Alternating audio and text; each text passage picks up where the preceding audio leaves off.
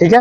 तो उसी में सीमांचल एक भाग आता है और सीमांचल पर चल चुका है कि पहले की नया एक टेरिटरी मतलब केंद्र शासित प्रदेश बना देगी कि क्या बना देगी, नहीं बना देगी। तो हलचल सब जगह है।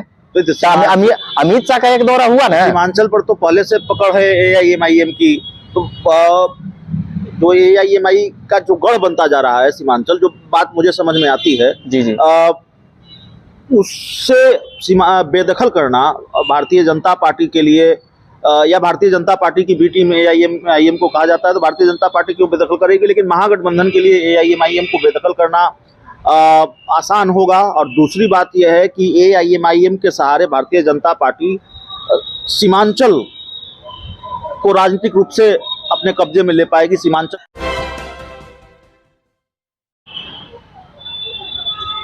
शुरू होइए। नमस्कार, आप देख रहे हैं सिटी पोस्ट और मैं हूं अभिषेक मिश्रा।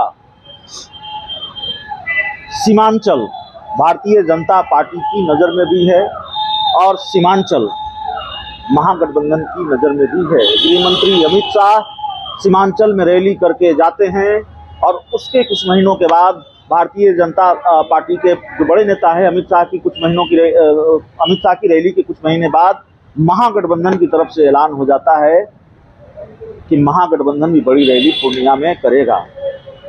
इसको हम समझने की कोशिश करेंगे। हमारे सहयोगी रविकांत हैं। रविकांत, सीमांचल की राह भारतीय जनता पार्टी के लिए ज़्यादा मुश्किल है, महागठबंधन के लिए ज़्यादा मुश्किल है, और सीमांचल पर निगाहें क्यों टिकी हुई हैं?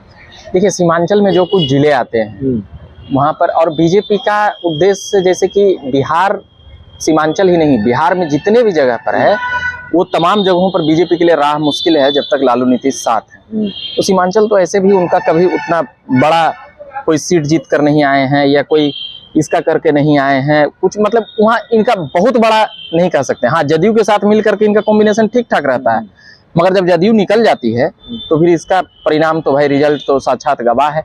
मगर वहाँ पर दफ्तर में खड़े होकर आप ये बात बोल रहे हैं जैसे कि अब एनालिसिस करने के लिए बोले हैं तो भाई जो पहले का रिजल्ट है उसके हिसाब से ही, मगर बीजेपी में है तो कोई ऐसा बात नहीं है कि बीजेपी के लोग तो अपने, इसीलिए ना यही तो बात है कि बीजेपी तैयारी कर रही है क्योंकि उसका ट्रैक रिकॉर्ड वहाँ पर ठीक नहीं है। और एक और भी बात है कि उसकी जो विचारधारा है, उसकी विचारधारा समझ रहे होंगे, संघ परिवार और तमाम चीजों से जो बीजेपी बनकर जुड़कर चलती है या चल रही है, तो वहां पर वो चीजों को काट करके वो बेहतर करने का प्रयास कर रही है। ठीक है, तो उसी में सीमांचल एक भाग आता है और सीमांचल पर चल चुका है कि पहले की नया एक टेरिटरी मतलब केंद्र शासित प्रदेश बना देगी कि क्या बना देगी, नहीं बना देगी। तो हलचल सब जगह है।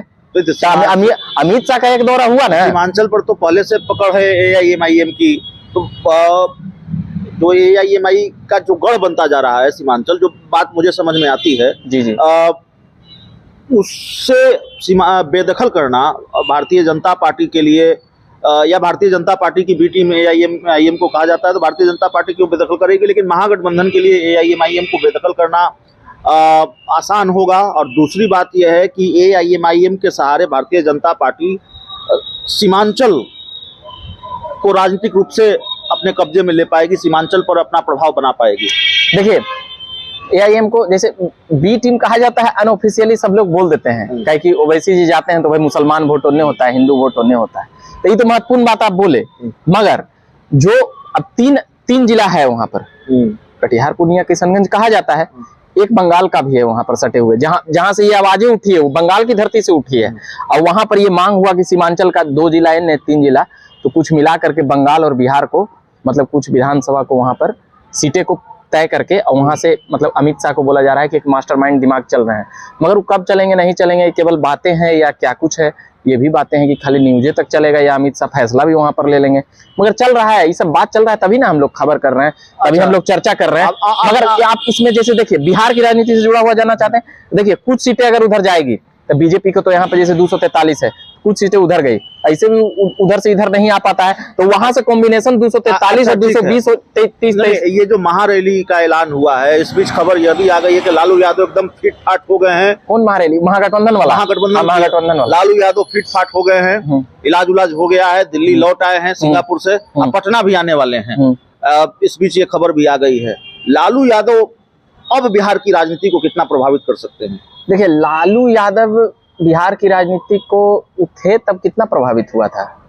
2010 में थे ना, 2015 में देखिए 2015 में तो प्रभावित किया ना। नहीं, मैं कह रहा हूँ कि बिहार में 3 कोण है। अभी भी नीतीश अप्रासंगिक हो गए, मान लिए, मगर उनका 2014 लोकसभा के वोट को आप इनकार नहीं ना कर सकते हैं। 16%, 15%, चलिए बहुत टूट गए। 12% वोट से तो कम उनका बिहार में हैसियत नहीं है साहब जी। तो ये महत्वपूर्ण बातें हैं।